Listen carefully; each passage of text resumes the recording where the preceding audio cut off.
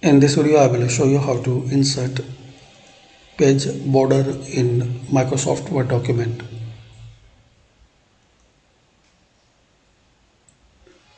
So click here, insert, design and border, select box, select any style, color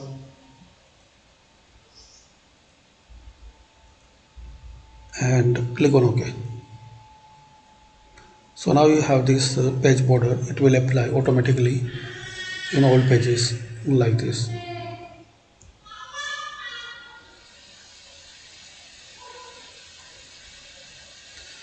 So this is the way you can insert the page border in Word document. Thanks for watching.